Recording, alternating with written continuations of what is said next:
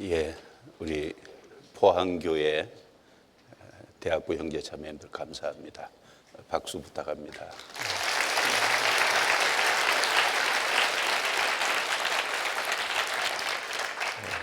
안녕하세요. 수고 많으셨습니다. 오늘 마지막 시간인데 좀 아쉽죠? 계속 있어요?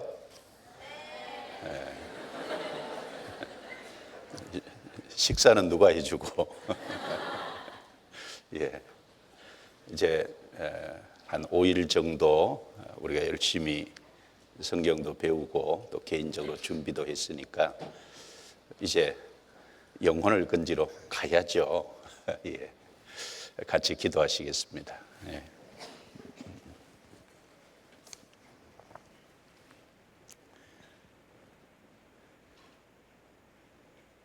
거룩하시고 은혜로우시고 자비로우신 우리 아버지 하나님, 아무 소망 없던 저희들에게 주님의 보혈의 능력으로 죄를 용서해 주시고 천국에 확실한 소망을 주시고 남은 생에 하나님께 소망을 두고 생을 살게 축복해 주심을 감사드립니다. 또한 몸된 교회 안에 저희 각 사람을 두시고 하나님을 섬기며 하나님과 동행하는 귀한 삶을 살게 인도하심도 감사합니다. 이번 43기 사무엘 학교를 허락해 주시고 또 5일간 하나님께서 친히 모든 일정 속에 함께해 주셔서 말씀을 주시고 또 우리의 삶의 목적과 가치관을 분명히 할 수 있도록 도와주시고 또 이뤄진 영혼을 소중히 생각하고 증거할 수 있는 많은 말씀도 익혀서 주의 용사로 무장되게 도와주심을 믿고 감사합니다. 이 마지막 시간에도 주께서 함께 하셔서 우리 각 사람의 마음을 열어서 필요한 교훈으로 채워주시고 성령의 도우심으로 우리 심령 속에 더욱 새겨질 수 있도록 도와주옵소서. 시종을 온전히 주께 의탁드리며 우리를 구원해 주신 주 예수님 이름으로 감사하며 기도드리옵니다. 아멘. 성경 이제 로마서 4장을 찾겠습니다. 로마서 4장.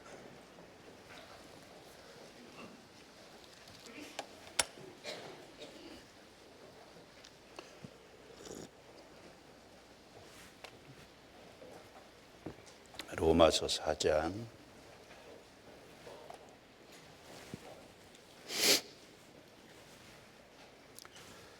3절입니다. 3절. 로마서 4장 3절 같이 읽겠습니다.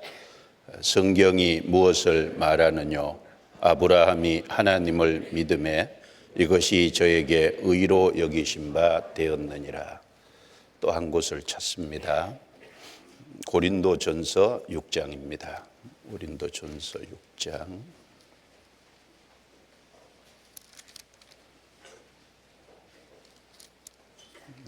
4장 6절입니다. 4장 6절 같이 또 읽겠습니다. 형제들아, 내가 너희를 위하여 이 일에 나와 아볼로를 가지고 본을 보였으니 이는 너희로 하여금 기록한 말씀 밖에 넘어가지 말라 한 것을 우리에게서 배워 서로 대적하여 교만한 마음을 먹지 말게 하려 함이라. 이제 우리의 삶은 성경이 기준이 돼야 될 겁니다. 이제 모든 것에 이제 답을 얻을 때 성경이 무엇을 말하느냐, 성경에서 답을 찾고 성경을 기준으로 살아야 될 겁니다. 또 여기 기록한 말씀 밖에 넘어가지 말라. 이제 바울과 아볼로가 본을 보였다라고 했는데 우리의 삶이 성경 기록한 말씀 밖에서 행하는 삶이 되지 않도록 항상 우리의 삶이 말씀 안에서 살아가는 삶이 되도록 우리 자신이 힘써야 되겠다라고 생각을 합니다. 자, 이번 시간은 질의응답 시간인데 많은 질문을 해 주셨어요. 이 질문을 짧은 시간에 다 대답할 수는 없을 것 같고 시간이 되는 대로 좀 11시가 마치는 시간이니까요. 그 시간 맞춰서 좀 말씀을 드려보겠습니다. 몇몇 분이 이제 질문한 것이지만 사실은 우리 모두에게 다 또 관련이 되기 때문에 질의응답 시간도 중요한 시간이라고 여겨집니다. 자, 여러 가지 주제를 질문해 주셨는데 구원에 대한 질문도 있고 또 생활에 대한 질문도 있고 성경과 관련된 질문도 있고 또 그 외에 여러 질문들이 있습니다. 자, 첫 번째입니다. 구원받기 위한 회개에 대해서 정확하게 궁금합니다. 회개는 죄인인 것을 인정하고 죄를 자복하고 하나님께 간절히 구하는 것으로 배웠습니다. 그런데 제가 정확한 구원받는 회개에 대해서 궁금한 이유가 주변의 죄를 자복한 적이 있고 진정으로 하나님께 구원을 해달라고 간절히 기도를 해서 회개를 했고 눈물로서 구원을 받았다고 하는 몇몇의 형제 자매가 계신데 그분이 구원을 받았으니까 이제는 나의 삶을 즐기러 가보겠다고 하며 교회를 떠나거나 가끔씩 밖에 나오지 않습니다. 참고로 어렸을 때부터 같이 교회를 다녔던 분이십니다. 말로는 회개를 했다고는 하지만 하나님 앞에서 진정으로 회개가 된 건지 회개가 안 된 것이라면 회개가 정확하게 무엇인지 궁금합니다. 이렇게 질문을 했어요. 회개를 물었고 그리고 이제 물은 동기가 아마 주변에 회개하고 믿었다고 하면서 삶이 전혀 변화되지 않는 분들을 보면서 회개에 대해서 궁금해서 질문을 하신 것 같습니다. 자, 성경 사도행전 20장을 찾겠습니다. 사도행전 20장 21절. 사도행전 20장 21절.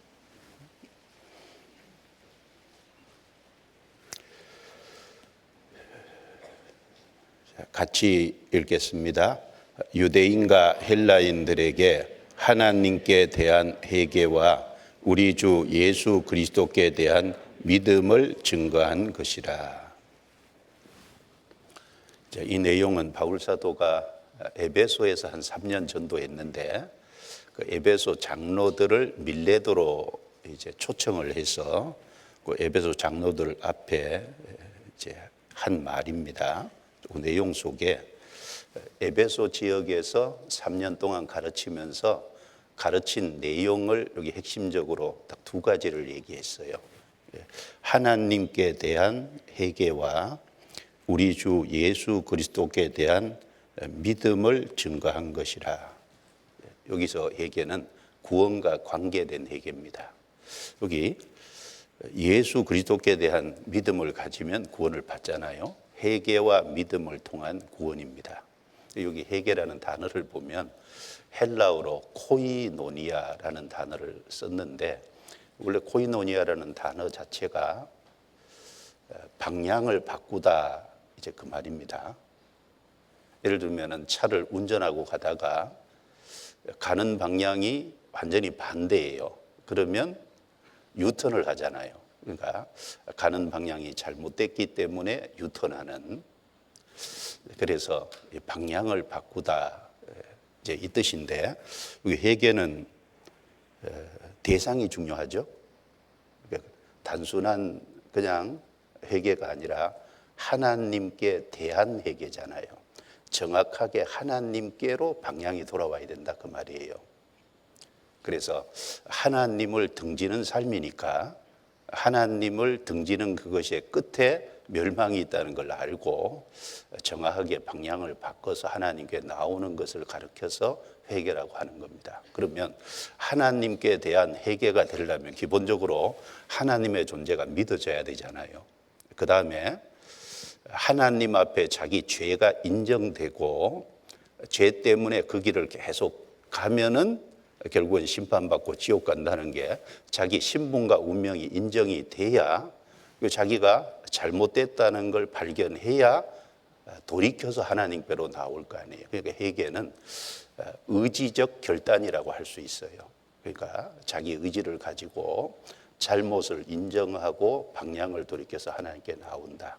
회개라는 의미는 그런 의미입니다. 그러니까 이것은 감정적인 것이나 물론 이제 간절하면 좋은데 얼마나 간절하냐 그걸 말하는 게 아니라 정확하게 잘못됐음을 인정하고 하나님께 돌아오는, 그래서 이것을 회개라고 하는 겁니다. 그러니까 감정적으로 얼마나 이제 크게 몰입을 했냐, 얼마나 크게 느꼈냐, 뭐 이런 걸 말하자고 하는 게 아니잖아요. 그래서 이 구약에서도 보면은 회개를 얘기하기를 이사야 55장을 하나 보겠습니다. 이렇게 얘기를 했죠.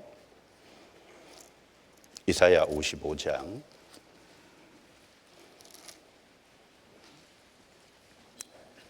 6절부터 9절까지입니다. 6절부터 9절까지 제가 읽습니다. 너희는 여호와를 만날 만한 때에 찾으라. 가까이 계실 때 그를 부르라. 악인은 그 길을, 불의한 자는 그 생각을 버리고 여호와께로 돌아오라. 그리하면 그가 긍휼히 여기시리라. 우리 하나님께로 나아오라. 그가 널리 용서하시리라. 여호와의 말씀에 내 생각은 너희 생각과 다르며 내 길은 너희 길과 달라서 하늘이 땅보다 높음 같이 내 길은 너희 길보다 높으며 내 생각은 너희 생각보다 높으니라. 그러니까 여기 악인은 그 길을, 불의한 자는 그 생각을 버리고 여호와께로 돌아오라. 그러니까 잘못된 것을 인정하고 돌아오라, 이제 그 말이고, 그리하면 그가 긍휼히 여기시리라. 우리 하나님께로 나아오라. 그러니까 방향성이 중요하다 그랬죠. 하나님께로 정확하게 나와야 되는 겁니다. 그러면 그가 널리 용서하시리라. 그러니까 자기 잘못이 확실하게 인정돼야 사실은 진정으로 하나님께 돌아올 수 있고, 하나님께 진정으로 돌아오는 그 사람을 주님은 아시잖아요. 우리는 잘 모릅니다. 그 사람이 눈물을 펑펑 막 흘리더라도 얼마든지 안 돌이켰을 수 있어요. 그렇잖아요. 그런데 이제 하나님은 안 속잖아요. 그래서 이제 참으로 하나님께로 돌아오는 그 하나님 그 마음을 보시고, 그리고 성령께서 역사해서 이제 믿으려고 하는 그 사람에게 정확하게 믿어지게끔 하나님이 역사를 해주시는 겁니다. 그래서 로마서 10장도 보죠. 로마서 10장.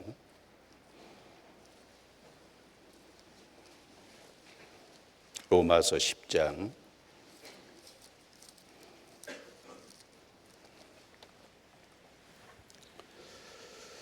9절 10절입니다. 9절 10절 같이 읽겠습니다.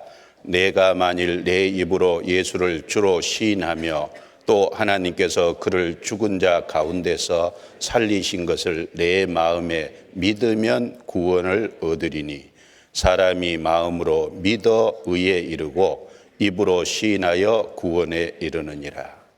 자, 여기 9절에 내 마음에 믿으면 구원을 얻으리니, 10절에 사람이 마음으로 믿어 의에 이르고, 여기 믿으면 그 다음에 믿어 이렇게 했을 때 헬라어 원문을 좀 살펴보면 여기 9절에 믿으면 이것은 능동태로 돼 있어요. 사람 편에서 믿으면 그 말이고, 그 다음에 10절에 믿어 이 말은 수동태로 돼 있습니다.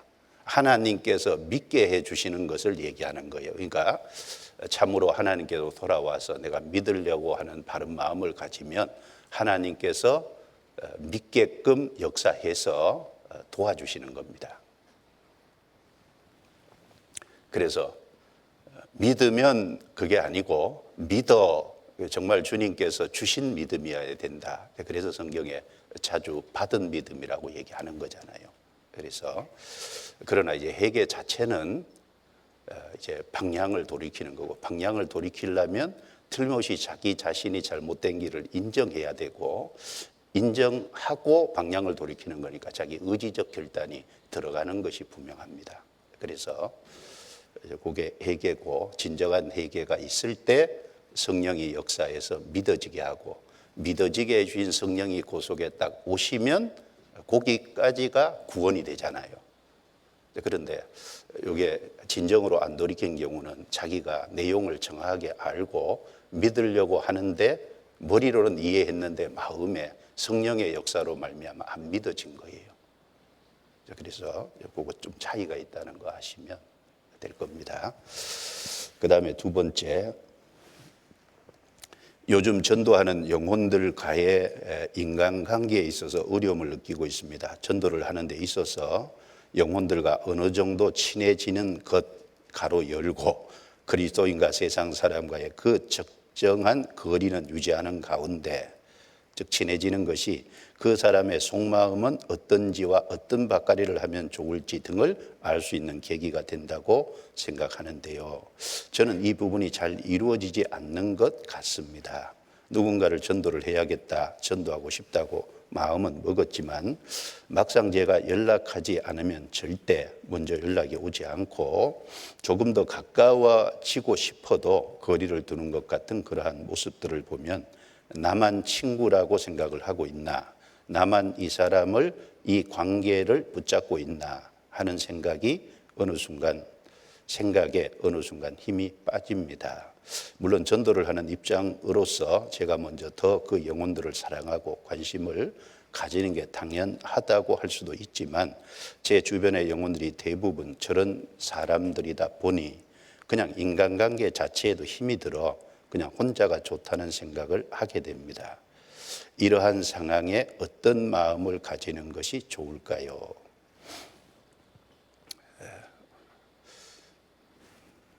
어떤 마음을 가지면 좋겠어요? 여기 하신 질문한 내용 중에 어느 순간 힘이 빠집니다 그랬는데, 어느 순간 힘만 안 빠지면 될 것 같아요.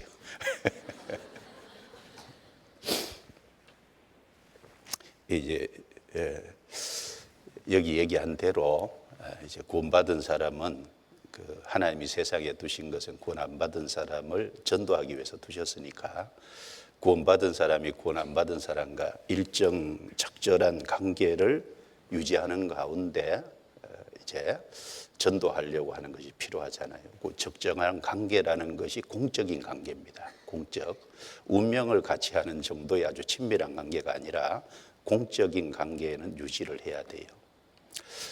예를 하나 들면 태양이 있고 달이 있고 지구가 있잖아요. 태양은 발광체고 달은 반사체고, 지구는 이제 밤에는 달로부터 달의 빛을 받잖아요. 그걸 좀 생각을 해볼 때, 태양이 하나님이라면 달은 구원받은 사람을 상징하고 지구는 안 믿는 세상을 상징한다고 할 수 있잖아요. 그러면 달은 태양빛을 일단 받아야 되잖아요. 받아서 지구에 비치는데, 이 달이 지구에 빛을 비치려면 지구와 일정한 거리를 유지를 해야 되잖아요. 그래서 지구 주위를 계속 돌면서 지구에 빛을 비춰줍니다. 지구와 너무 멀어도 사실은 빛을 못 비치는 거예요. 그리고 이 달이 지구와 너무 가깝게 붙어 있다고 생각해 봐요. 그래도 제대로 빛을 못 비춰요. 일정한 거리를 유지해서 돌게 해놨잖아요.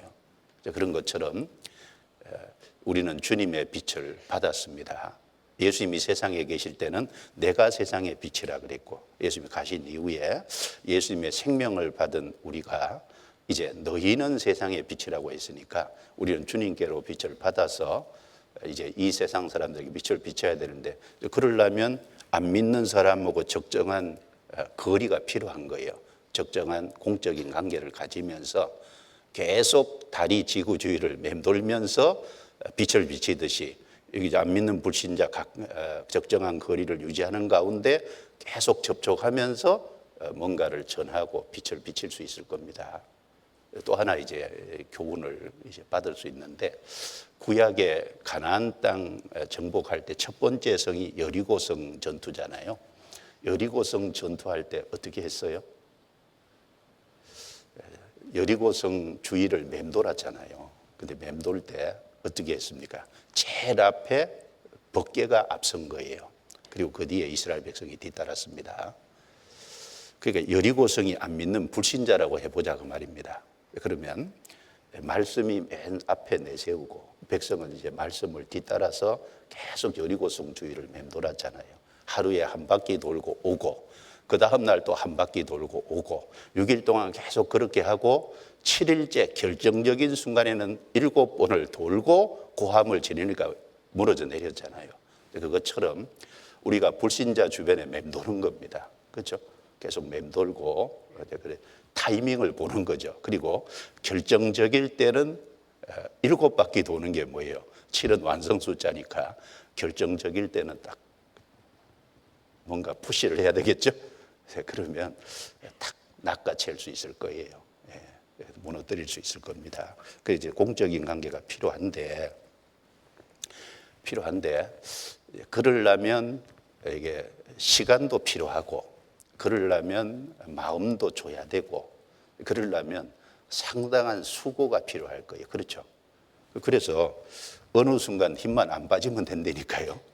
그래서 어느 순간 힘 빼지 말고 원래 이제 그렇다고 생각하고 계속해서 그렇게 하면 하나님이 살아 계시잖아요. 하나님이 언젠가 기회를 주실 겁니다.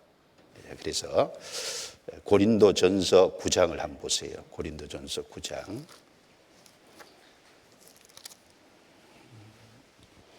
19절부터 23절입니다. 19절부터 23절에 제가 읽겠습니다. 내가 모든 사람에게 자유하였으나 스스로 모든 사람에게 종이 된 것은 더 많은 사람을 얻고자 함이라. 유대인들에게는 내가 유대인과 같이 된 것은 유대인들을 얻고자 하며, 율법 아래 있는 자들에게는 내가 율법 아래 있지 아니하나 율법 아래 있는 자 같이 된 것은 율법 아래 있는 자들을 얻고자 하며, 율법 없는 자에게는 내가 하나님께는 율법 없는 자가 아니요 도리어 그리스도의 율법 아래 있는 자나 율법 없는 자와 같이 된 것은 율법 없는 자들을 얻고자 함이라. 22절 23절을 같이 읽습니다. 약한 자들에게는 내가 약한 자와 같이 된 것은 약한 자들을 얻고자 하며, 여러 사람에게 내가 여러 모양이 된 것은 아무쪼록 몇몇 사람들을 구원코자 함이니, 내가 복음을 위하여 모든 것을 행함은 복음에 참여하고자 함이라. 여기 바울 사도가 내가 모든 사람에게 자유하였으냐. 그렇죠. 바울은 생명을 받아서 진리를 알고 자유자가 됐고, 사실은 아무 사람에게도 구속될 필요가 없어요. 우리도 마찬가지입니다. 그러나 모든 사람에게 동시에 종이 됐다는 거예요. 여기 유대인들에게는 유대인같이, 율법 있는 사람에게는 율법 있는 자같이, 율법 없는 자에게는 율법 없는 자같이 여러 사람에게 여러 모양이 됐다. 이것이 상당히 어려운 겁니다. 쉬워요, 어려워요? 해봤어요? 이게 얼마나 어려운 거예요. 사람은 기본적으로 자기 기질이 있다고요. 그리고 사람은 몇십 년 살아오면서 기본적으로 자기 속에 갖춰진 어떤 성향과 성품이라는 게 있잖아요. 그런데 다른 사람에게 맞춘다는 것이 쉬운 게 아니잖아요. 그것도 여러 사람에게 맞춘다는 건 더더욱 어려운 겁니다.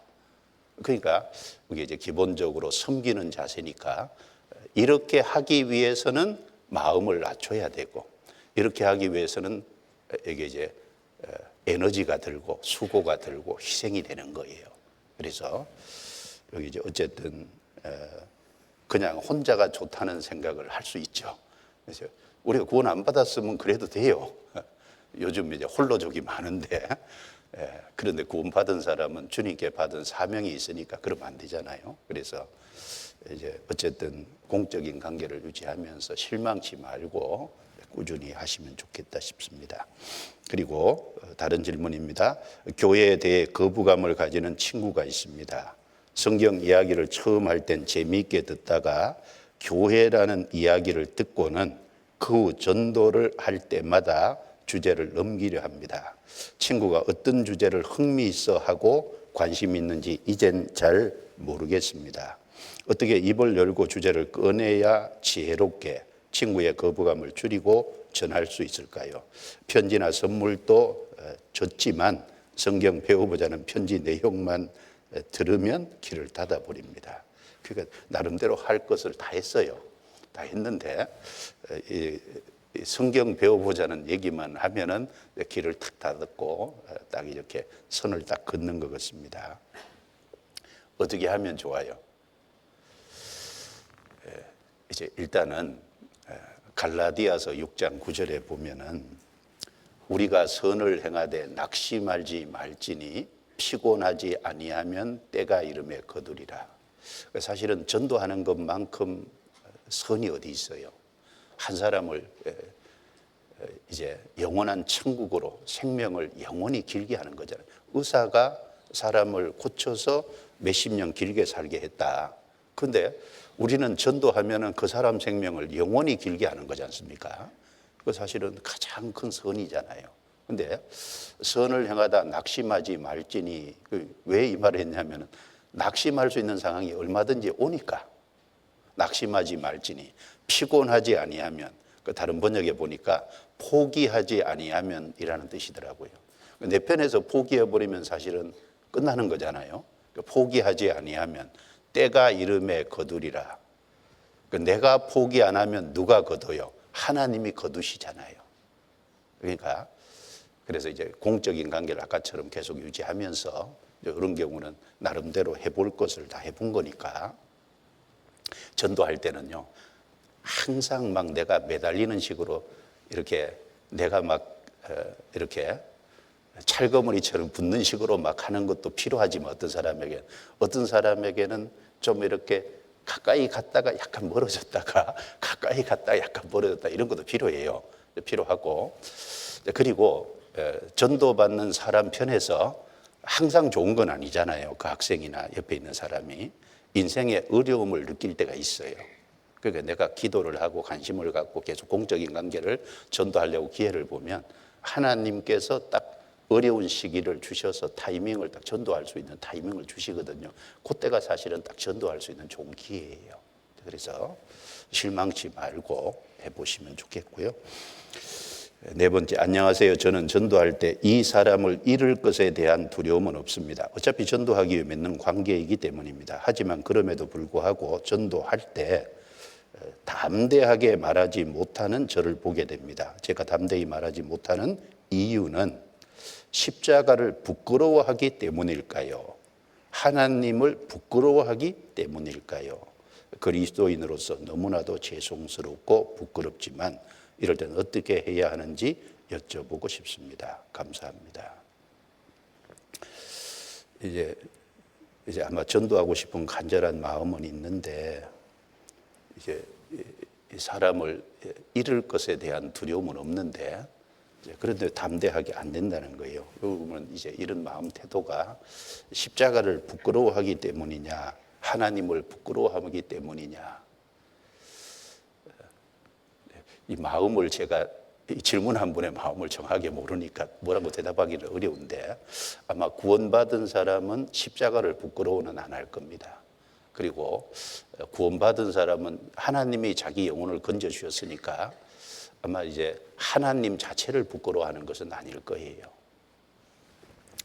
다만 이제 여러 가지가 있을 수 있겠죠. 예를 들면 전도함으로 인해서 내게 돌아올 어떤 손해에 대한 어떤 부분이 있거나 아니면은 내가 전도하는 가운데 상대방이 물어오면 내가 뭐라고 대답할까? 대답할 것이 사실 잘 준비되어 있지 않으면 말하기가 어렵잖아요. 그런 것이 있거나 또 그 외에 다른 이유가 있을 수도 있는데 이제 성경 내용을 좀 제가 말씀드릴 거니까 묵상을 좀 많이 해보시면 좋을 것 같아요. 그리고 기본적으로 믿음이 키워지면 담대하게 전할 수 있을 겁니다. 성경 디모데후서 1장을 한번 보겠습니다. 디모데후서 1장 8절 1장 8절 같이 읽습니다. 그러므로 내가 우리 주의 증거와 또 주를 위하여 갇힌 자 된 나를 부끄러워 말고 오직 하나님의 능력을 좇아 복음과 함께 고난을 받으라. 12절에 또 같이 읽습니다. 이를 인하여 내가 또 이 고난을 받되 부끄러워하지 아니함은 나의 의뢰한 자를 내가 알고 또한 나의 의탁한 것을 그 날까지 저가 능히 지키실 줄을 확신함이라. 건너뛰어서 16절 같이 읽습니다. 원컨대 주께서 오네시보로의 집에 긍휼을 베푸시옵소서. 저가 나를 자주 유쾌케 하고 나의 사슬에 매인 것을 부끄러워 아니하여 로마에 있을 때 나를 부지런히 찾아 만났느니라.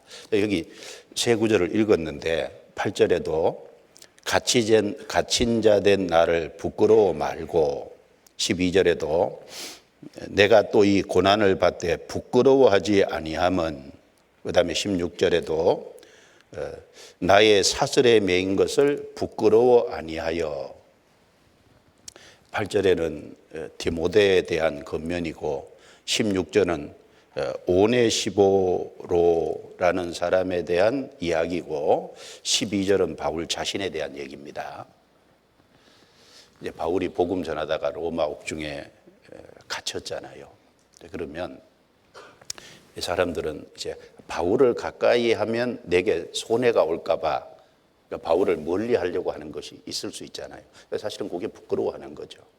어떤 사람을 가까이 함으로 인해서 내게 손해가 올까봐. 근데 이제 바울이 디모데에게 권하기를 내가 감옥에 갇혀 있는데 부끄러워 말고 복음과 함께 고난을 받으라. 그리고 지금 전도하는 것에 대해서 박해시되기 때문에 디모데도 전도하다 보면 감옥에 갇힐 수 있으니까 사실은 부끄러워하면은 자기에게 돌아올 어떤 감옥에 갇힐 이런 어려움을 생각하면 전도 못 하잖아요. 그걸 부끄러워하지 말아라. 그렇게 얘기했고, 그 다음에 이제 그런 상황에서도 오네시보로는 나를 부지런히 찾아 만났느니라. 그러니까 바울이 로마에 어디 이제 감옥에 갇혀 있는데 어디 갇혀 있는지 모르니까 여기저기 막 수소문을 해가지고 기어코 만났다. 이제 왜 바울에게 용기를 주고 위로를 하기 위해서 이제 바울이 복음 전하는 가운데 있는 걸 부끄러워 안 했다는 거잖아요. 그러면 이제 부끄러워 않을 수 있는 방법이 뭐냐? 방법이 뭐냐면 하나님에 대한 믿음을 키우는 겁니다. 믿음을 키워야 담대함이 생기는 거예요. 그래서 12절에 여기 바울이 이를 인하여 이제 복음 때문에 이를 인하여 내가 또 이 고난을 받되 부끄러워하지 아니함은 나의 의뢰한 자가 내가 알고 또한 나의 의탁한 것을 그 날까지 저가 능히 지키실 줄을 확신함이라. 하나님이 어떤 분인지를 정확하게 바울은 알았잖아요. 여기 질문하신 분, 내가 믿는 하나님이 어떤 분인지 마음에서 하나님이 커져야 되는 거예요. 구원을 받았을 뿐 아니라 마음에 하나님이 커지고, 그리고 여기 바울이 이제 복음 전하는 가운데 하나님께 맡기고 의탁한 것이 있을 거 아니에요. 전적으로 자기를 맡겼어요. 그런 것처럼 그 하나님을 알면 자기를 맡길 수 있고 그 맡긴 것에 대해서 하나님이 책임진다고 하는 확신이 있으면 담대할 수 있잖아요. 그래서 여기 이제 부끄러워하는 마음이 어떤 개인적인 어떤 그 이제 손해와 이런 것이 관련될 수 있는데 어쨌든 믿음을 확실하게 키우면 사실은 담대할 수 있습니다. 그리고 마태복음 10장을 한번 보시죠. 마태복음 10장. 예수님이 제자들을 둘씩 짝지어 보내면서 이제 이렇게 말씀하셨잖아요. 마태복음 10장.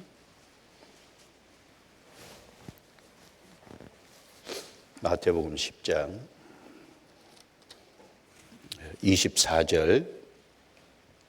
제자가 그 선생보다 또는 종이 그 상전보다 높지 못하나니 제자가 그 선생 같고 종이 그 상전 같으면 족하도다. 집주인을 바알세불이라 하였거든 하물며 그 집 사람들이랴. 그런즉 저희를 두려워하지 말라. 감추인 것이 드러나지 않을 것이 없고 숨은 것이 알려지지 않을 것이 없느니라. 내가 너희에게 어두운 데서 이르는 것을 광명한 데서 말하며 너희가 귀 속으로 듣는 것을 집 위에서 전파하라. 몸은 죽여도 영혼은 능히 죽이지 못하는 자들을 두려워하지 말고 오직 몸과 영혼을 능히 지옥에 멸하시는 자를 두려워하라. 참새 2마리가 한 아사리온에 팔리는 것이 아니냐. 그러나 너희 아버지께서 허락지 아니하시면 그 하나라도 땅에 떨어지지 아니하리라. 너희에게는 머리털까지 다 세신 바 되었나니 두려워하지 말라. 너희는 많은 참새보다 귀하니라. 누구든지 사람 앞에서 나를 시인하면 나도 하늘에 계신 내 아버지 앞에서 저를 시인할 것이요 누구든지 사람 앞에서 나를 부인하면 나도 하늘에 계신 내 아버지 앞에서 저를 부인하리라. 내가 세상에 화평을 주러 온 줄로 생각지 말라. 화평이 아니요 검을 주러 왔노라. 내가 온 것은 사람이 그 아비와 딸이 어미와 며느리가 시어미와 불화하게 하려 함이니 사람의 원수가 자기 집안 식구리라. 38절. 또 자기 십자가를 지고 나를 쫓지 않는 자도 내게 합당치 아니하니라. 자기 목숨을 얻는 자는 잃을 것이요 나를 위하여 자기 목숨을 잃는 자는 얻으리라. 예수님이 둘씩 제자들을 짝지어 전도하러 보내면서 긴 말씀을 하시죠. 그리고 여기 반복해서 26절에도 두려워하지 말라. 그리고 28절에도 두려워하지 말고 그 다음에 31절에도 두려워하지 말라. 왜 이렇게 두려워하지 말라는 말을 반복했을까요? 그 사람은 얼마든지 본성 자체가 연약하기 때문에 두려워할 수 있으니까 두려워하지 말라고 한 거잖아요. 제자들이 그랬다면 이제 아주 학생들은 연약하잖아요. 얼마든지 그런 마음이 생길 수 있습니다. 그런데 믿음을 키우면 담대해질 수 있는 거예요. 그래서 여기도 몇 가지 얘기하잖아요. 예수님이 선생이고 제자들은 이제 예수님이 선생이고 제자들은 주님의 제자들은 제자들인데 선생이 고난받은 세상에서 제자 고난받는 건 당연하다. 그리고 사람의 몸은 죽여도 영혼은 못 건드리지 않냐. 그렇죠? 영혼은 대포 쏴도 안 죽고 미사일 쏴도 원자탄 쏴도 안 죽어요. 그러니까 이제 영혼은 하나님이 책임지신다고 하는 확실한 믿음이 있으면, 그리고 참새 얘기를 하면서 참새 한 마리도 하나님의 허락 없이는 안 떨어진다. 그러니까 이 하나님이 만든 피조 세계는 다 하나님의 주권 아래 있기 때문에 하나님이 간섭하시는 거잖아요. 그러면 참새의 주권을 하나님이 책임지고 계시다면 사람은 말할 것도 없고 구원받은 사람은 더 이상 말할 필요도 없잖아요. 그러니까 여기 이제 몇 가지를 쭉 얘기를 하고 계셔요. 그래서 여기 마태복음 10장 24절부터 여기 39절까지 이 말씀을요 계속해서 외우고 한번 묵상해 보세요. 상당히 도움이 될 겁니다. 주님이 제자들을 전도하러 보내면서 주신 말씀이니까 우리에게도 주신 말씀이잖아요. 그 다음에 다른 질문입니다. 전도하려는 영혼의 부모님 중 한 분이 돌아가셨습니다. 내가 전도하려고 하는 분의 부모님이 돌아가셨다는 거예요. 혹여 그 영혼을 전도해서 구원을 받으면 돌아가신 부모님이 어느 곳을 가셨는지 알게 될 때 그 마음이 무거워서 자꾸 미루게 됩니다. 그 사실을 알려준 것에 죄책감이 들 것 같아서 전하는 것을 머뭇거리게 되지만서도 전도하는 것이 지혜일까요? 이렇게 물었어요. 자, 이제 전도하려고 하는 분의 부모님이 돌아가셨는데, 내가 실제로 전도해서 이제 전도하는 과정 속에서 또 구원받게 되면 이제 그 부모님이 이제 지옥 같다는 걸 알게 될 거 아니냐. 그러니까 그 전도를 받는 그 사람이 자기 부모가 지옥 같다는 것을 알게 해준, 그 내가 책임 있고 내 죄책감이 들 것 같다. 어떻게 생각하세요? 일단 그 전도하려고 하는 영혼의 부모님이 돌아가셔서 구원받지 못하고 돌아가셔서 확실히 지옥에 갔겠죠. 그러면 그분은 그 아들이 구원받기를 원할 거 아니에요. 성경 누가복음 16장.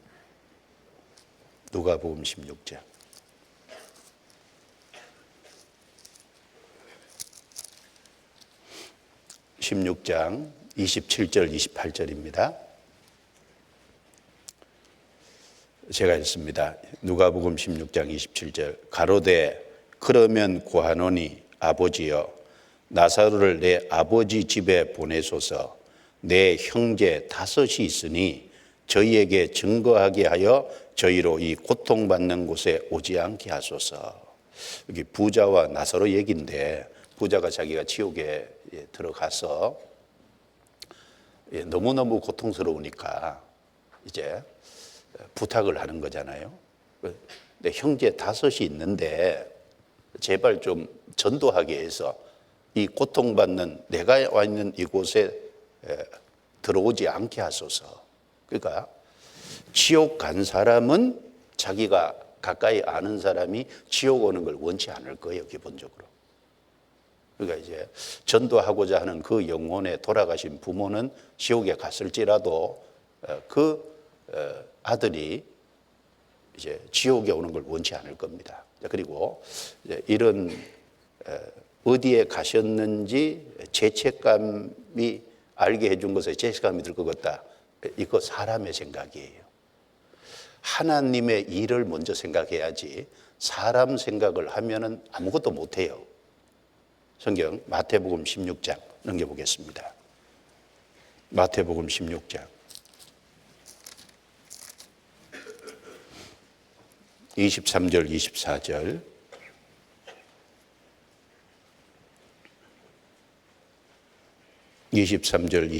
같이 읽습니다.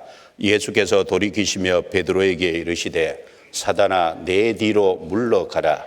너는 나를 넘어지게 하는 자로다. 내가 하나님의 일을 생각지 아니하고 도리어 사람의 일을 생각하는도다 하시고. 이 사건 아시죠? 예수님께서 이제 예루살렘에 올라가시면 많은 고난을 받고 그 다음에 제3일에 살아나실 죽음과 부활을 말씀하셨다고 말입니다. 제자들 앞에. 그러니까 베드로가 나서서 주여 그리 마옵소서, 주님을 나무라고 책망하듯이 이 세상에 그런 일이 있을 수 있습니까? 그건 안 되지 않습니까? 이런 식으로 얘기를 한 거예요. 그 예수님이 이 베드로를 책망하면서 사단아 내 뒤로 물러가라. 너는 나를 넘어지게 하로다. 내가 하나님의 일을 생각지 않고 도리어 사람의 일을 생각하는도다. 그렇죠. 우리가 무슨 일을 먼저 생각해야 돼요? 하나님의 뜻이 뭐고 하나님의 일을 생각해야지 사람의 일을 생각하면 아무것도 못하죠. 이것은 주님께 맡기고 그 다음에 내가 해야 될 하나님의 뜻은 그 사람에게 전하는 거예요. 그 사람이 받아들이고 안 받아들이는 그 사람 문제입니다. 그래서 이제 하나님의 관점에서 먼저 생각하세요. 사람의 일을 생각지 말고. 그래서 자, 그리고 6번째입니다. 안녕하세요 목사님, 제가 이번에 2학년 올라가는 형제입니다.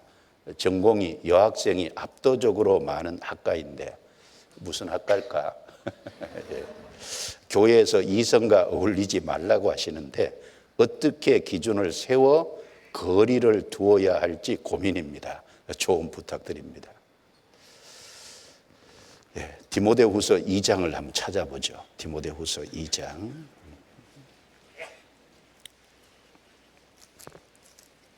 디모데후서 2장 20절부터 22절에 큰 집에는 금과 은의 그릇이 있을 뿐 아니요 나무와 질그릇도 있어 기 쓰는 것도 있고 천이 쓰는 것도 있나니 그러므로 누구든지 이런 것에서 자기를 깨끗하게 하면 기 쓰는 그릇이 되어 거룩하고 주인의 쓰심에 합당하며 모든 선한 일에 예비함이 되리라. 22절 같이 읽죠. 또한 내가 청년의 정욕을 피하고 주를 깨끗한 마음으로 부르는 자들과 함께 의와 믿음과 사랑과 화평을 쫓으라.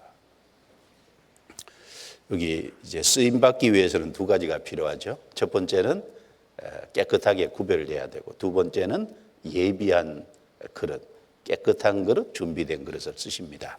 그리고 그러면서 얘기하면서 22절에 또한 내가 청년의 정욕을 피하고, 여기 청년의 정욕을 피하고, 그래서 여기 질문하신 분은 20절부터 22절 이 말씀을 마음에 딱 두고 좀 학교 생활을 마지막까지 하면 좋겠고, 그리고 여기 조언해 드릴 것은 이제 방법이 있죠. 학교 내에서는 공적인 관계로서 관계를 가져야죠.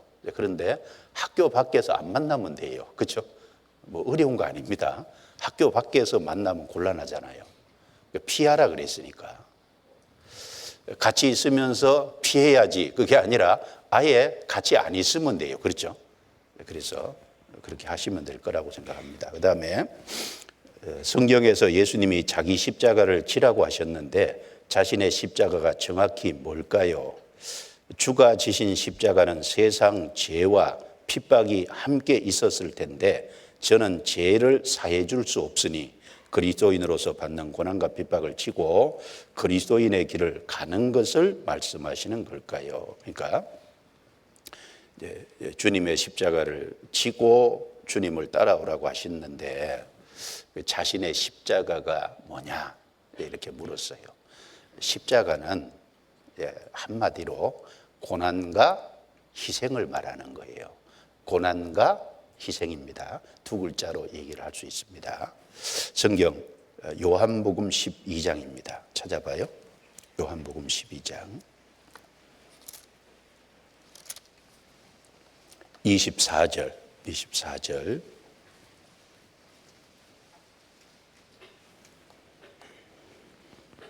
같이 읽습니다. 내가 진실로 진실로 너희에게 이르노니 한 알의 밀이 땅에 떨어져 죽지 아니하면 한 알 그대로 있고 죽으면 많은 열매를 맺느니라. 예수님이 공생의 기간 중에 이제 한 알의 밀이 땅에 떨어져 죽지 아니하면 그 말은 땅에 심겨야 된다는 건데 여기 심기는 걸 죽는 거로 얘기했습니다. 만약에 안 심기면 한 알 그대로 있죠. 그런데 심기면 많은 열매를 맺는다. 제가 이제 조사된 내용을 보니까요. 밀이 딱 하나가 땅에 심기면 그 이제 밀 하나에서 싹이 나오고 해서 이렇게 이삭이 생기잖아요. 거기 이제 알갱이가 여러 개 생기는데 가장 많이 열리게 되면 100개 열린답니다. 하나에서 100개가 나는 거예요. 그리고 가장 적게 맺혀도 한 20개 정도 맺힌다고 그래요. 근데 여기 심긴다는 게 뭘까요? 이렇게 얘기하신 것은 예수님이 죽음을 얘기한 거죠.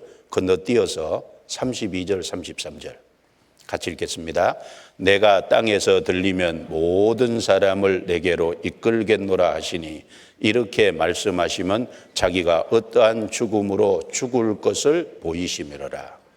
그러니까 한 알의 밀이 땅에 떨어진 죽으면 많은 열매가 있다는 이 말씀은 예수님이 십자가에 죽어서 많은 사람을 이끌 것을 말씀하신 거잖아요.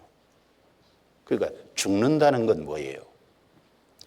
예수님이 십자가에 딱 죽음을 생각할 때 양손에 못이 박혔잖아요. 발에 못이 박혔잖아요. 몸은 온통 채찍으로 맞았습니다. 머리에는 가시면류관이 씌워졌어요. 오전 9시면 오후 3시 했을 때 한마디로 고난이잖아요. 그리고 또 한 가지는 뭐예요? 그 자기를 위한 겁니까? 남을 위한 겁니까? 다른 사람을 위해서 자기를 희생한 거예요. 그러니까 고난과 희생이잖아요. 그러면 구원받은 사람은 주님을 따라가는데 따라갈 때 자기 십자가를 지고 따라오라고 그랬죠. 누가복음 9장 보겠습니다. 누가복음 9장 23절. 누가복음 9장 23절 같이 읽습니다. 또 무리에게 이르시되 아무든지 나를 따라 오려거든 자기를 부인하고 날마다 제 십자가를 지고 나를 쫓을 것이니라. 자, 아무든지 즉 누구든지 나를 따라오려거든, 우리는 주님의 생명을 받았으니까 주님을 따라가는 사람입니다. 주님을 본받는 사람들인 거예요. 그러면 날마다 제 십자가를 지고 나를 쫓을 것이니라. 제 십자가 자기 십자가입니다. 그러면 이 자기 십자가를 진다는 것은 뭘 말할까요? 여기 질문하신 분이 저는 죄를 사해 줄 수 없으니 그랬는데 왜 죄를 못 사해 줘요? 내가 사해 줄 수는 없지만 하나님이 하는 거니까 복음을 전해서 그 주님이 하신 일을, 죄 사해 놓으신 일을 깨닫게 하면 죄가 사해지는 거잖아요. 그래서 사실은 구원받은 사람이 죄를 사해 줄 수 있는 권세를 받은 거예요. 성경 요한복음 20장을 보겠습니다. 권세를 받았잖아요. 요한복음 20장.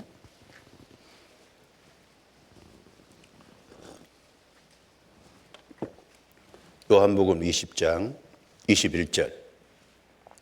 예수께서 또 가라사대 너희에게 평강이 있을지어다. 아버지께서 나를 보내신 것 같이 나도 너희를 보내노라. 23절 같이 읽습니다. 너희가 네 죄든지 사하면 사하여질 것이요 네 죄든지 그대로 두면 그대로 있으리라 하시니라. 예수님은 하나님께로 세상에 보냄을 받은 구세주고 예수님이 완성하신 그 복음을 이제 전하기 위해서 나도 너희를 보내노라.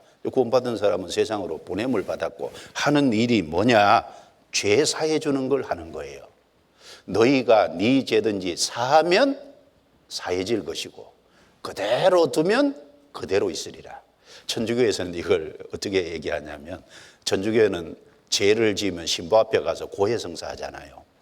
고해성사를 하면 신부가 그 얘기를 듣고 그 죄의 정도에 따라서 대죄, 중죄, 소죄 이렇게 나눠서 보속을 이제 얘기해요. 무슨 얘기냐면 그 죄에 적절한 어떤 것을 상응하는, 예를 들면 기도를 하게 한다든지 어떤 착한 일을 하게 한다든지 봉사를 하게 한다든지, 그래서 신부가 그걸 지정해 주면 그 신부가 지정해 주는 그것을 이제 행하면 이제 죄가 사해졌다. 이렇게 얘기를 하는 게 보속인데 그 얘기일까요? 그 얘기 아닙니다. 예수님은 이미 십자가에서 모든 사람의 죄를 다 사해 놓은 것이 사실이고 그게 복음이잖아요. 복음을 전해서 깨닫게 하면 죄가 사해지는 거고 복음을 전하지 않으면 죄를 그대로 놔두는 것이 되잖아요. 그거 사실은 구원받은 사람이 굉장한 것을 받은 거예요. 권세입니다. 자, 우리는 하나님의 도움 없이 못 살아요. 우리는 반드시 하나님의 도움이 필요해요. 하나님도 우리를 필요로 하세요. 하나님은 우리 없이 아무 일 안 하십니다. 다른 사람의 죄를 사하는데 직접 네 죄 사노라 이렇게 하는 게 아니라 복음을 전해서 죄를 사함받게 하는 거예요. 그러니까 우리는 십자가를 지는 게 가장 큰 게 뭐예요?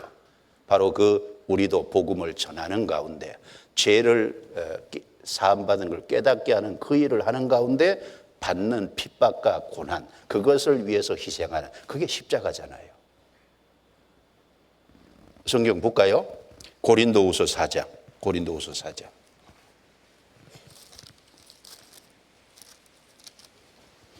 4장 10절부터 13절입니다. 여기 분명히 말씀했죠. 고린도후서 4장 10절. 우리가 항상 예수 죽인 것을 몸에 짊어지면, 예수 죽인 것이 십자가잖아요. 십자가를 몸에 짊어지면 예수의 생명도 우리 몸에 나타나게 하려 함이라. 우리 산자가 항상 예수를 위하여 죽음에 넘기우면 예수의 생명이 또한 우리 죽을 육체에 나타나게 하려 함이니라. 그런즉 사망은 우리 안에서 역사하고 생명은 너희 안에서 하느니라. 13절 같이 읽습니다. 기록한 바 내가 믿는 거로 말하였다 한 것 같이 우리가 같은 믿음의 마음을 가졌으니 우리도 믿는 거로 또한 말하노라. 우리는 믿었으니까 믿는 것을 전하는 거예요. 전하는 곳에는 십자가가 있다 그 말입니다. 예수 죽인 것을 몸에 짊어지는 거예요. 그래서 나는 고난과 희생을 받지만 반대로 반대편에서 다른 사람의 생명의 역사가 나타나잖아요. 나는 사망이고 그 사람은 생명의 역사가 나타납니다.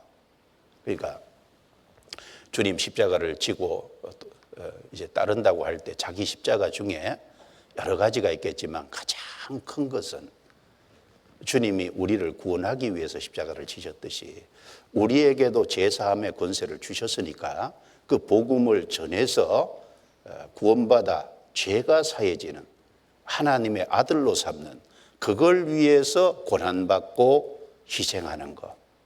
그래서 복음은요 반드시 고난을 통해서 전해집니다. 그리고 고난받는 속에 하나님의 능력이 나타나요. 고난을 통해서 생명의 역사가 나타나요. 그것이 하나님이 정하신 법칙입니다. 그렇기 때문에 자기 십자가를 지고 나를 좇을 것이니라. 한 달에 한 번요? 매일. 그러니까 그걸 이해하시면 될 겁니다. 또 다른 질문입니다.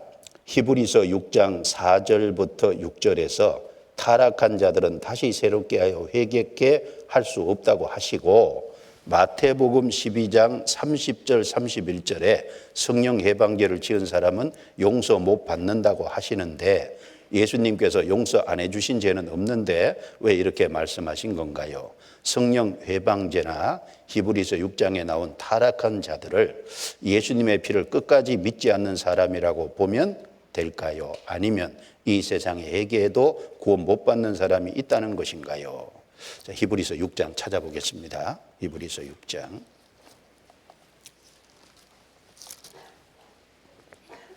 히브리서 6장 4절부터 6절. 자, 천천히 같이 읽겠습니다. 한 번 비침을 얻고 하늘의 은사를 맛보고 성령에 참여한 바 되고 하나님의 선한 말씀과 내세의 능력을 맛보고 타락한 자들은 다시 새롭게 하여 회개케 할 수 없나니 이는 자기가 하나님의 아들을 다시 십자가에 못 박아 현저히 욕을 보임이라. 먼저 이 질문에 여기 타락한 자들은 다시 새롭게 하여 회개케 할 수 없나니, 여기 타락한 자들이 누구냐, 이제 이걸 물은 겁니다. 이걸 이제 좀 이해하기 위해서는 여기 제목이 히브리서잖아요. 여기 1차 수신자가 유대인들입니다.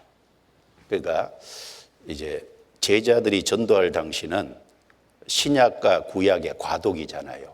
유대인 중에 구약의 절기나 구약의 어떤 규례나 이런 것에 익숙해서 이제 예수님이 전해졌는데 예수님을 받아들이지 못하고 구약에 자꾸 붙잡혀 있는 사람들이 있었던 거예요. 그래서 이 구약의 그림자적인 것을 버리고 예수님을 받아들여라. 그걸 얘기하기 위해서 히브리서를 주신 겁니다. 그래서 여기 키가 6장 1절에 보세요. 그러므로 우리가 그리스도 도의 초보를 버리고 죽은 행실을 회개함과 하나님에 대한 신앙과 세례들과 안수와 죽은 자의 부활과 영원한 심판에 관한 교훈의 틀을 다시 닦지 말고 완전한 데 나아갈지니라. 도의 초보를 버리고 완전한 데 나아갈지라. 여기 그리스도 도의 초보가 뭘까요? 여기 이제 이해를 잘해야 돼요. 여기 그리스도의 도의 초보가 십자가에서 주님이 완성하신 복음이다. 아닙니다. 여기 그리스도의 도의 초보가 절대 복음이 아니에요. 이것은 구약의 그림자적인 것을 말하는 거예요. 아시겠죠? 그러니까 구약의 그림자적인 거 자꾸 하지 말고 완전한데라는 게 주님의 실체니까 주님을 받아들이고 주님이 속죄해 놓은 것을 받아들이라, 그 말이잖아요. 그걸 얘기하면서 그걸 풀어서 4절부터 6절까지 얘기한 겁니다. 그래서 여기 이제 도의 초보가 이제 구약적이라는 거라는 것을 확실하게 알 수 있는 것이 2절에 보면 구약적인 걸 여러 얘기하면서 세례들과 그랬어요.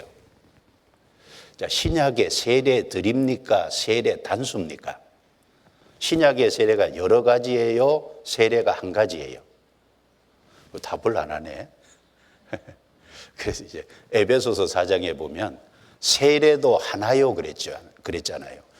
신약의 세례는 딱 하나입니다. 물속에 들어갔다 나오는 그 세례가 딱 하나예요. 세례가 하나입니다. 근데 여기 세례들과 그 말은 세례가 여러 가지란 얘기를 하는 거잖아요. 그게 이거 구약적인 거예요. 그러니까 세례의 모형이 되는 것이 구약에 많잖아요. 노아 홍수도 세례의 모형이죠. 홍해도 세례의 모형이죠. 요단강 건너는 것도 세례의 모형이잖아요. 그러니까 노아 홍수 때 모든 사람을 죽인 것, 이게 세례 자체는 죽음과 부활이니까 이제 그래서 요단강에 홍해도 들어갔다 나오고 요단강에 들어갔다 나왔잖아요. 세례 모형들. 그러니까 이게 그리스도의 도의 초보가 확실히 구약적인 겁니다. 이걸 얘기하면서 4절에 보세요.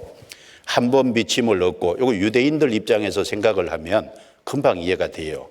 한 번 비침을 얻고, 유대인들은 비침을 받았잖아요. 예수님이 빛으로 오셨죠? 각 사람에게 비치는 빛이 있었잖아요. 예수님이 이스라엘 땅에 다니셨으니까, 예수님이 빛이셨으니까 이스라엘 백성들은 빛을 받은 거예요. 그리고 하늘의 은사를 맛보고, 예수님이 말씀하셨죠? 예수님이 기적을 행하셨죠? 그 하늘의 은사잖아요. 그걸 다 봤잖아요. 맛을 봤습니다. 성령에 참여한 바 되고, 구원받았다는 걸 얘기하는 게 아닙니다. 성령 받은 걸 얘기하는 게 아니라 예수님이 사도행전 10장 38절에 보면 하나님이 나사렛 예수에게 성령과 능력을 기름 부어 사셨음에 저가 두루 다니시며 착한 일을 행하시고 마귀에게 눌린 모든 자를 고치셨으니 라고 했습니다. 그러니까 예수님이 성령의 능력으로 행하셨으니까 사실 이스라엘 백성들은 성령의 능력으로 행하는 것에 참여한 것이 된 거예요. 참여한 것이 되고, 하나님의 선한 말씀과 내세의 능력을 맛보고 타락한 자들은 맛은 봤지만 안 받아들인 거잖아요. 먹지는 않은 거죠. 그러니까 예수님이 행하신 모든 것을 보면서도 예수님을 딱 안 받아들이는 요것은 다시는 구원받을 수 없다, 그 말입니다. 그렇죠? 그래서 여기 자기가 하나님의 아들을 다시 십자가에 못 박아 현저히 욕을 보입니다.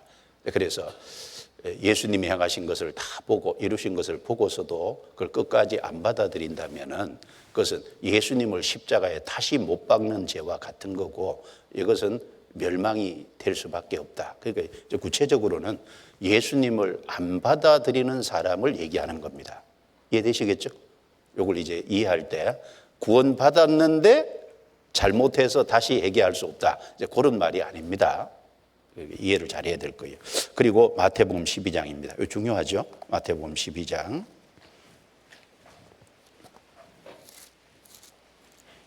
12장 31절 32절입니다. 31절 32절 같이 읽겠습니다. 그러므로 내가 너희에게 이르노니 사람의 모든 죄와 해방은 사심을 얻되 성령을 해방하는 것은 사심을 얻지 못하겠고, 또 누구든지 말로 인자를 거역하면 사심을 얻되 누구든지 말로 성령을 거역하면 이 세상과 오는 세상에도 사심을 얻지 못하리라. 여기도 이제 요 앞에 내용을 쭉 읽어보면 예수님이 귀신을 쫓아냈어요. 그랬더니 유대 종교가들이, 바리새인들이 예수님 귀신 쫓아낸 걸 가지고 귀신의 왕 바알세부를 힘입어 귀신을 쫓아냈다, 이렇게 비난을 한 거예요. 거기에 대한 예수님의 대답인 겁니다. 31절에 사람의 모든 죄와 해방은 사심을 얻되 성령을 해방하는 것은 사심을 얻지 못하겠고, 또 누구든지 말로 인자를 거역하면 사심을 얻되 누구든지 말로 성령을 거역하면 이 세상과 오는 세상에도 사심을 얻지 못하리라. 무슨 말이에요? 사람의 모든 죄와 해방은 예수님이 십자가에 다 사했잖아요. 심지어 어떤 죄까지냐 하면 여기 말로 인자를 거역하면 사심을 얻대. 예수님의 공생의 기간 중에 예수님을 십자가에 못 박으라 막 유대인들이 외쳤잖아요. 그런데 예수님이 완성한 그 복음이 전해질 때 그 말로 예수님을 못 박으라고 외쳤던 사람들도 구원을 받았을 거 아니에요. 그렇게 말로 예수님을 대적한 사람도 사실은 그 모든 죄도 예수님이 다 십자가에 사했기 때문에 구원을 받았다 그 말입니다. 그런데 딱 하나, 성령을 해방하는 것은 사심을 못한다. 성령을 거역하면 이 세상과 오는 세상에도, 오는 세상이 내세죠. 그러니까 사심을 얻지 못하리라. 성령을 해방하는 것은 100% 지옥 간다 그 말이잖아요. 이것은 빼도 박도 못하는 겁니다. 그럼 도대체 성령을 해방하는 것이 뭐냐? 성령이 하시는 일이 뭔지를 알아야 성령을 해방하는 죄가 뭔지를 알죠. 성령이 하시는 가장 큰 일이 뭐예요? 복음을 전해서 구원받게 하시는 것이 성령이 하시는 가장 큰 일이잖아요. 자, 사도행전 1장입니다. 오시죠. 사도행전 1장.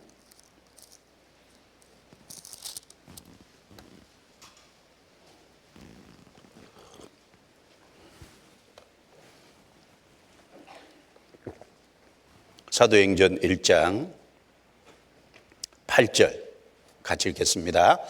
오직 성령이 너희에게 임하시면 너희가 권능을 받고 예루살렘과 온 유대와 사마리아와 땅끝까지 이르러 내 증인이 되리라 하시니라. 예수님이 하신 말씀이죠.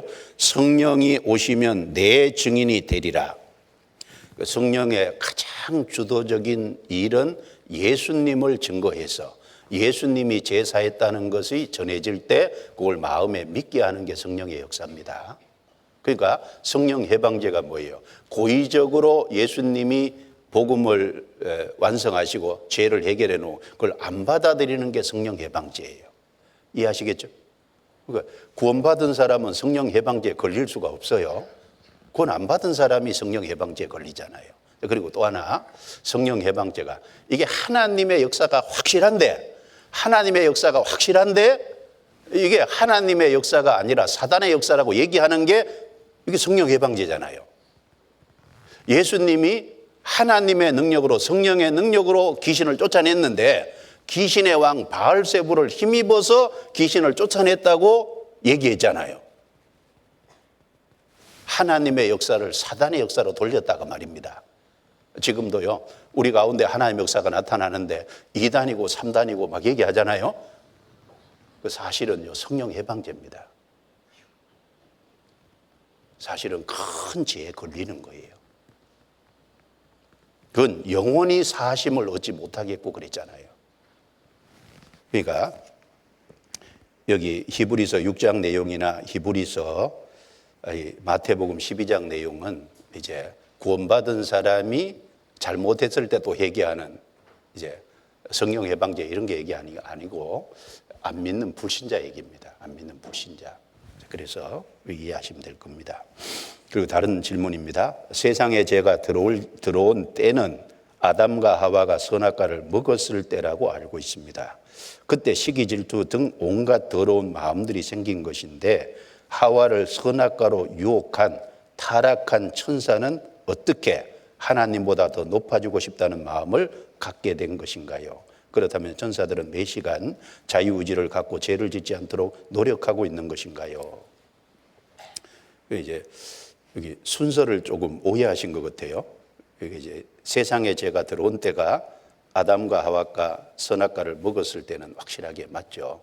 그때 이제 죄가 들어온 것이 맞는데, 그런데 선악과로 유혹한 타락한 천사는 어떻게 하나님보다 더 높아지고 싶다는 마음을 갖게 된 것인가요? 이렇게 질문을 한 것을 보면 이게 타락한 천사를 그 이후 사건으로 생각하는 것 같은데 사실은 그 이전 사건이죠.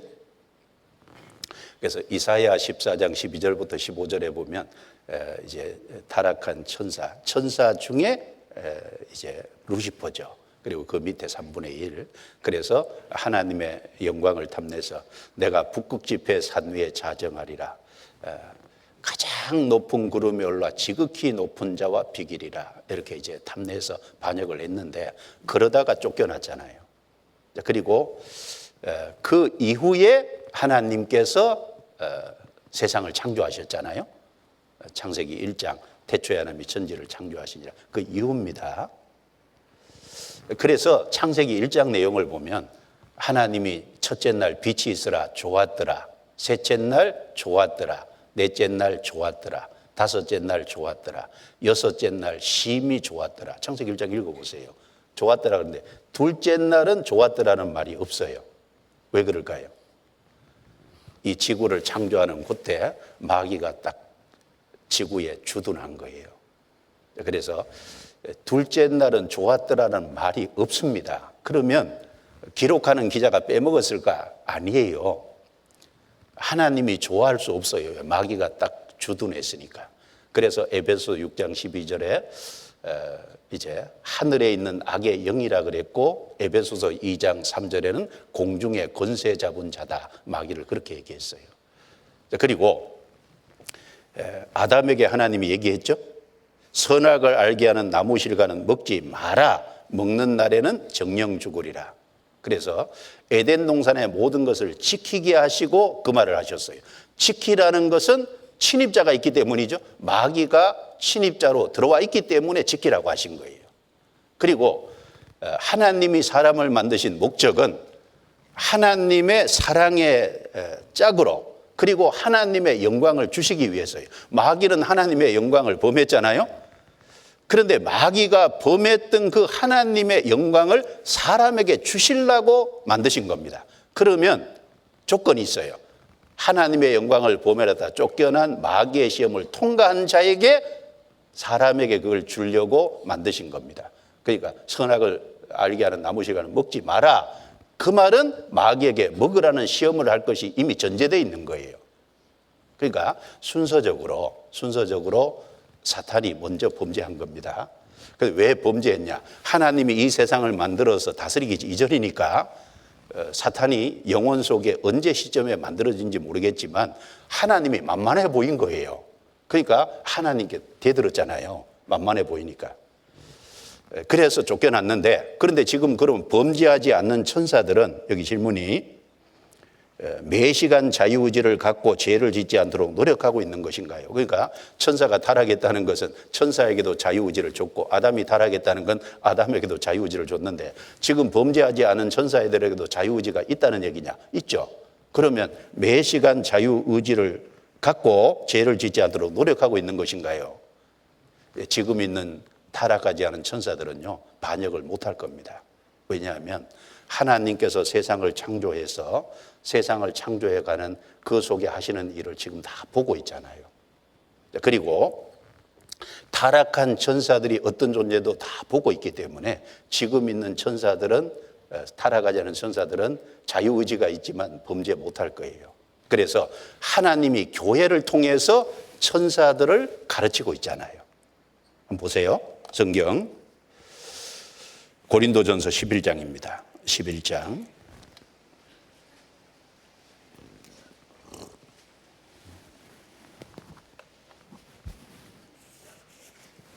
고린도전서 11장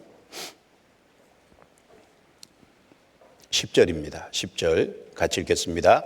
이러므로 여자는 천사들을 인하여 권세 아래에 있는 표를 그 머리 위에 둘지니라. 이 교회 안에서 여자가 말씀을 전하는 것과 기도하는 공중 대표 기도를 할 때는 권세 아래에 있다는 이제 여자의 머리는 남자인데 남자가 해야 될 일을 여자가 대신하고 있으니까 그 할 때는 반드시 머리에 쓰고 하라. 그 쓰고 하라고 한 목적 중에 하나가 천사들을 인하여 천사들을 가르치기 위해서다. 그러니까 질서를 잘 지켜야 된다는 걸 가르치기 위해서 이렇게 권세 아래에 있는 표를 두라는 거예요. 그리고 이 천사들에게 교회를 통해서 지혜를 가르치고 있죠. 에베소서 3장입니다. 에베소서 3장 10절입니다. 10절. 에베소서 3장 10절. 자, 같이 읽습니다. 이는 이제 교회로 말미암아 하늘에서 정사와 권세들에게 하나님의 각종 지혜를 알게 하려 하심이니. 하늘에서 정사와 권세들, 천사세계죠. 하나님의 각종 지혜를 알게 하려 하심이니. 교회를 통해서 하나님이 가르치고 있어요. 그래서 그렇게 이해를 하시면 되겠습니다. 그리고 성경 강연회 때 마지막 7년 환란 때 이스라엘 민족이 2명의 선지자에 의해 구원받는다고 들었는데, 그럼 14만 4천 명 안에 그 선지자 2명이 포함되어 있는 건가요? 또 그 두 선지자가 사람이라면 그들은 어떻게 7년 환란 때 구원을 받게 되는 건가요? 이제 14만 4천 구원받는 건 요한계시록 7장 얘기고, 그 요한계시록 7장하고 연결된 게 11장 얘기인데, 11장에 두 선지자가 나타나서 1260일 3년 반 전도해서 14만 4천 명이 구원받습니다. 11장 내용을 보죠. 요한계시록 11장.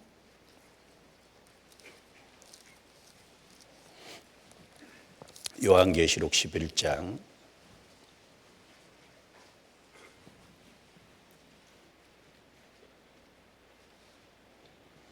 3절입니다. 내가 나의 두 증인에게 권세를 주리니 저희가 굵은 베옷을 입고 1260일을 예언하리라. 딱 3년 반이죠. 그리고 두 증인이라 그랬어요. 이는 이 땅에 주 앞에 섰는 두 감람나무와 두 촛대니. 바로 이 두 사람을 통해서 14만 4천이 1260일 전도해서 구원을 받는데, 그러면 14만 4천 중에 이 두 사람이 포함되는 거냐? 아니겠죠. 두 사람을 통해서 이제 구원을 받는다고 하니까. 그리고 여기 질문한 것 중에 그 두 선지자가 사람이라면, 사람이죠, 물론 사람인데, 그들은 어떻게 7년 환란 때 구원을 받게 되는 건가요? 로마서 10장 17절에 믿음은 들음에서 나며라는 원칙이 쭉 있으니까 누군가가 전해줘서 듣고 깨달았겠죠. 그런데 그 누군가가 성경에 안 나와 있으니까 그것까지는 얘기하기 어렵잖아요. 하나님이 어쨌든 이 두 선지자에게 전도하게 해서 두 선지자가 또 전도해서 많은 사람이 구원받습니다. 그리고 다른 질문입니다. 모세는 무리바에서 지은 죄로 가나안 땅에 들어가지 못했습니다. 다윗도 하나님 앞에 죄를 지었지만 회개하고 내 마음에 합한 자라고 기록되었는데 왜 모세는 가나안 땅에 들어가지 못하게 하신 건가요? 다윗을 하나님의 마음에 합한 자라고 사도행전 13장에도 얘기하고 사무엘상 13장 14절에도 얘기했는데, 다윗이 우리아의 아내를 범하고 우리아를 죽게 한 것은 틀림없이 큰 죄죠. 그래서 열왕기상 15장 5절에 보면 우리아의 일 외에는 평생 정직하게 행했다. 우리아의 일은 틀림없이 다윗이 죄를 지었어요. 그러나 하나님이 용서하셨죠. 그런데 여기 그런 다윗도 용서했는데 왜 모세는 가나안 땅에 들어가지 못하게 하신 건가요? 왜 못 들어가게 했을까요? 민수기 20장 찾아보겠습니다. 민수기 20장. 여긴 아주 중요한 이유가 있죠. 민수기 20장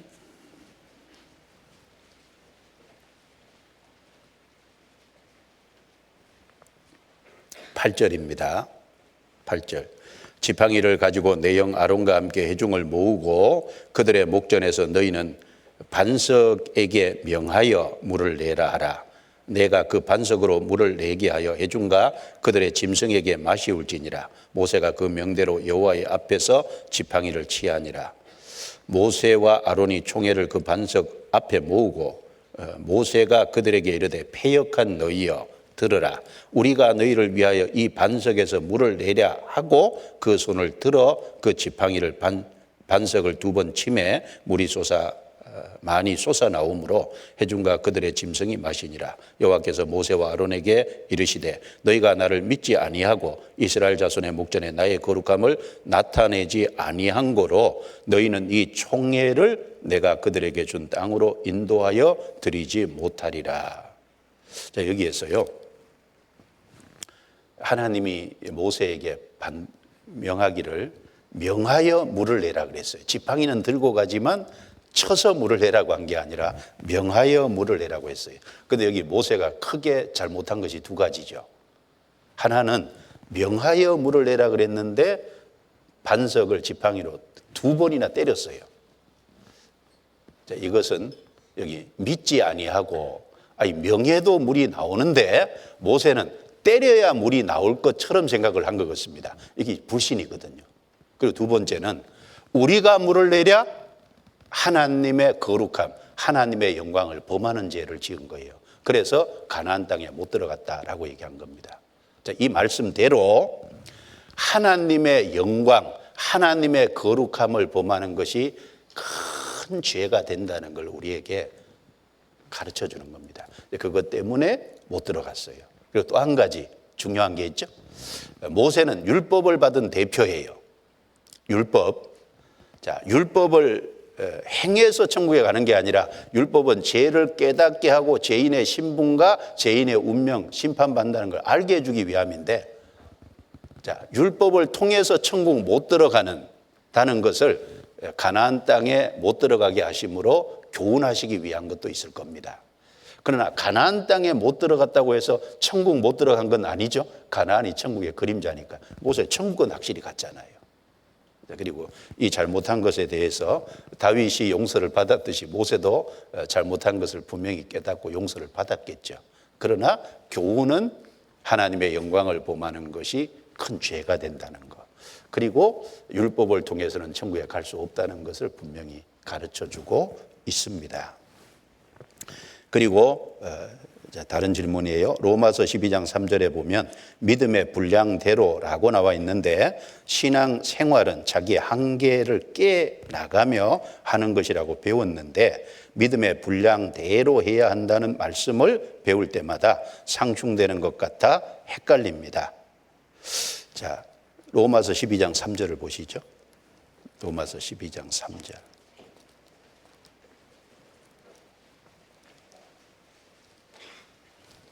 로마서 12장 3절입니다. 같이 읽겠습니다.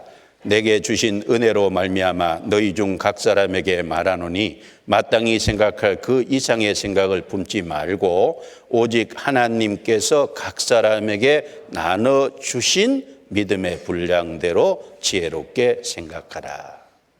여기 질문이 믿음의 분량대로, 여기 신앙생활 하는 것은 그 자기의 어떤 한계를 깨가면서 이게 힘써 하라고 배웠는데 믿음의 분량대로 해야 된다는 이게 충돌이 되는 것 아니냐, 이렇게 헷갈린다, 이렇게 얘기를 했습니다. 근데 여기 로마서 12장 3절부터 로마서 12장 여기 8절까지 내용은 무슨 내용이죠? 교회 안에 은사와 직분에 대한 얘기입니다. 교회 안에 하나님이 모든 은사와 직분을 한 사람에게 다 준 게 아니고, 교회 안에 성도들 다 합쳐서 몸이고 개인은 지체니까 은사와 직분을 골고루 나누어 줬다는 거예요.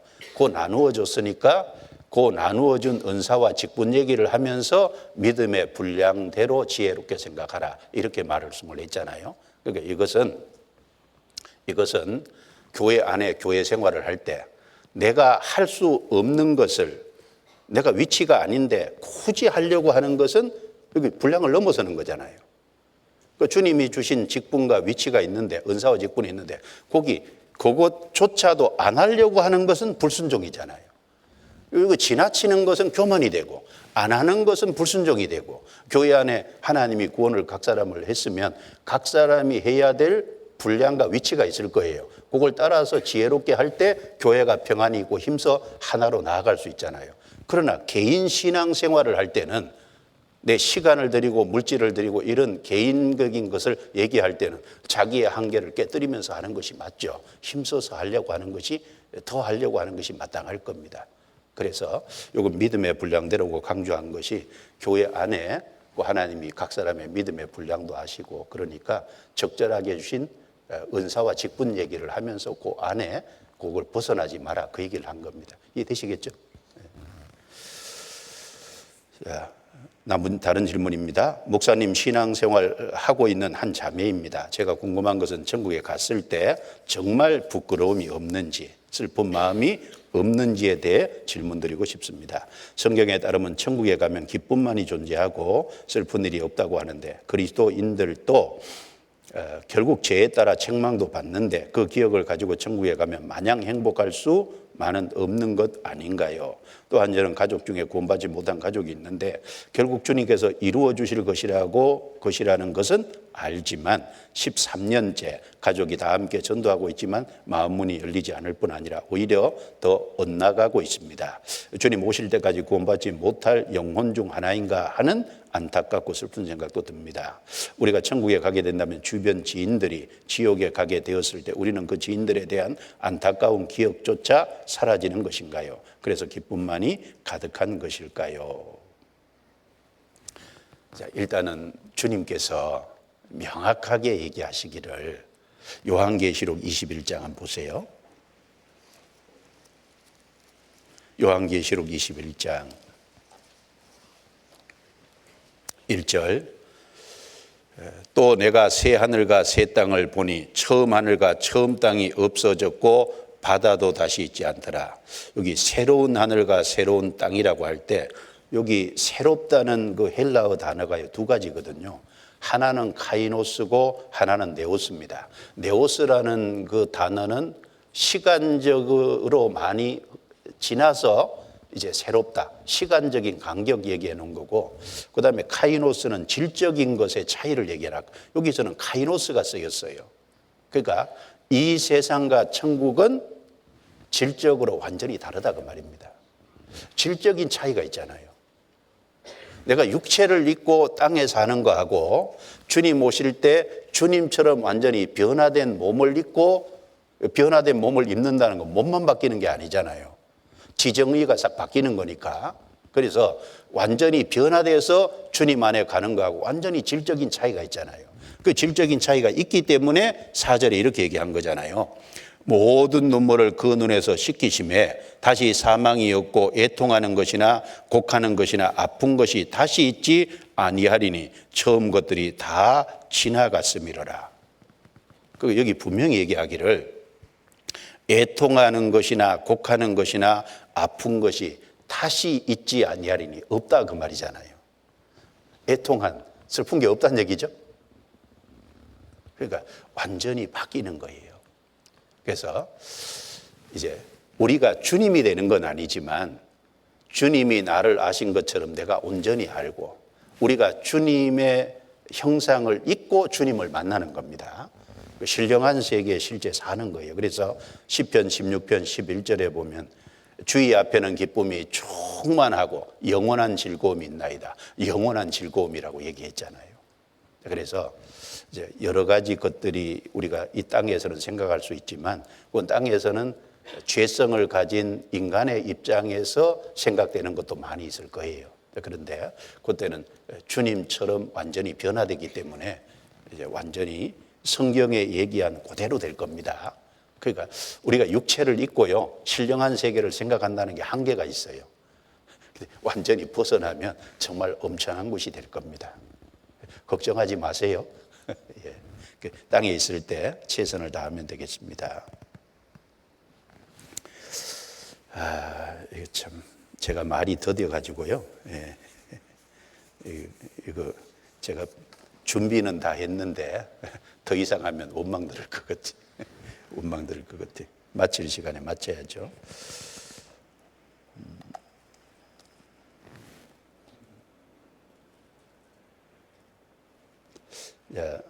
제가 하나만 더 얘기하면, 성경에 부모를 공경하라라고 나와 있는데 부모에게 학대를 당하거나 온전치 못한 가정 안에서 자라는 경우에도 부모를 공경해야 하나요? 이렇게 질문을 한 거 보면 부모님에게 상당히 좀 학대를 받고 컸다, 본인이 그렇게 정서적으로 이제 느끼고 있는 것 같습니다. 그래서 상처받은 것이 많이 있는 것 같아요. 그런데 구원 받았잖아요. 여기 와 계시는 건 구원 받았으니까 왔을 건데, 상처받은 것이 많이 있지만 구원 받았으니까 사실은 위로가 된 거예요. 땅에 살면서 여러 가지가 있을지라도 구원 받았다는 것 자체가 큰 위로가 되잖아요. 그리고 여기 질문한 것에 대해서 대답을 제가 한다면 성경 에베소서 5장을 찾아보겠습니다. 에베소서 5장. 에베소서 5장 22절을 보세요.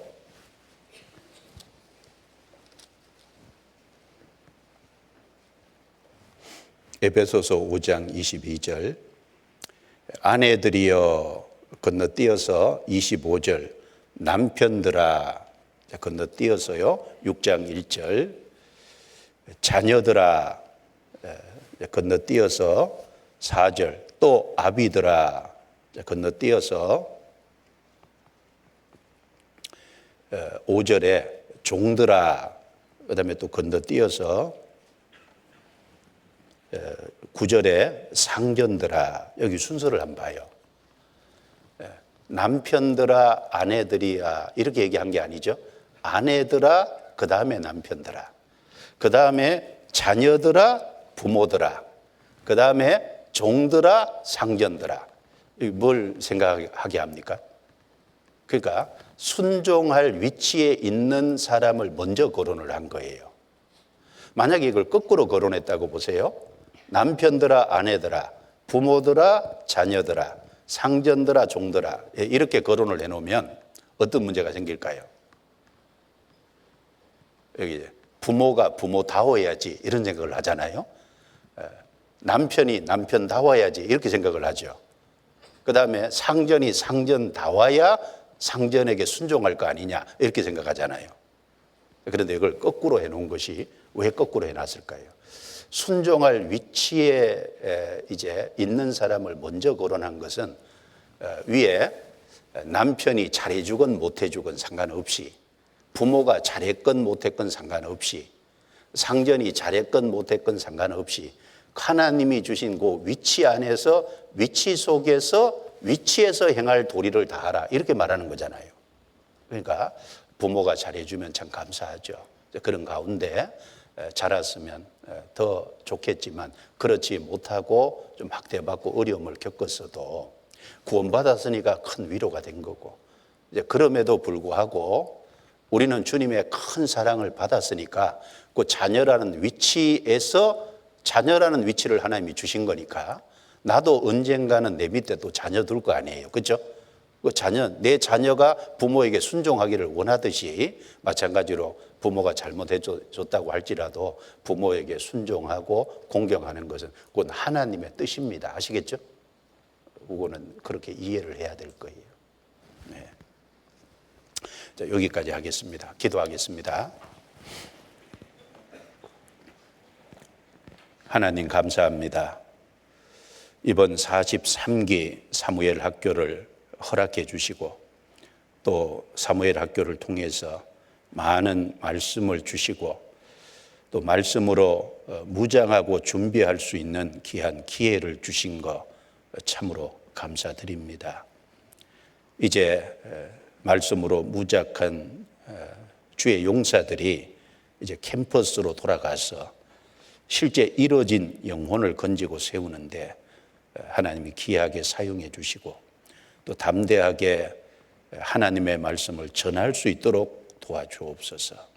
그리고 대학생 시절을 하나님의 말씀의 인도 가운데 말씀 안에서 잘 성장하도록 도와주셔서 교회 기둥 같은 형제 자매들이 되게 해주시고 주의 큰 역사와 영광을 이루시기를 간절히 기도하고 부탁합니다.